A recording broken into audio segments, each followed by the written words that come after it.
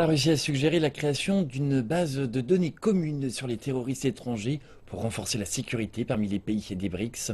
Cela intervient alors que des milliers de ressortissants de Russie et d'anciennes républiques de l'Union soviétique combattent aux côtés des groupes terroristes en Syrie. La Russie a déjà adopté certaines mesures antiterroristes controversées.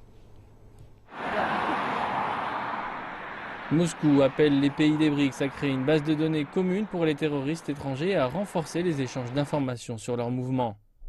Il est nécessaire d'améliorer les échanges d'informations concernant les mouvements des terroristes et leur participation dans la radicalisation de l'opinion politique et sociale dans nos États. Des milliers de citoyens russes combattraient aux côtés du groupe I et d'autres groupes terroristes en Syrie. Leur retour en Russie est une grande source d'inquiétude. Moscou pense que le terrorisme international reste une menace majeure pour les BRICS, c'est-à-dire pour le Brésil, la Russie, l'Inde, la Chine et l'Afrique du Sud. Mais certains experts pensent qu'une coopération étroite dans l'antiterrorisme entre les pays des BRICS pourrait s'avérer être difficile. China has thrown its weight to support Pakistan.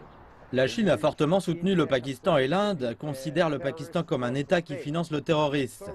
Donc, dans une telle situation, quand deux membres clés des BRICS s'affrontent sur des questions portant sur la manière de définir le terrorisme et sur la manière dont il faut regarder le terrorisme, il est très difficile de faire un bond en avant en traduisant cela en réalité. To make a leap forward in translating that in reality.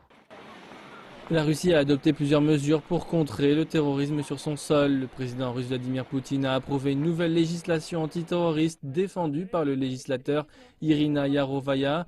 Elle renforce les peines pour extrémisme et oblige les opérateurs de réseaux téléphoniques à stocker les enregistrements des appels pendant 6 mois. Les critiques disent que la loi réduit les libertés fondamentales et fait qu'il est plus facile pour les autorités d'étouffer la dissidence et d'élever les prix pour les services de téléphonie mobile.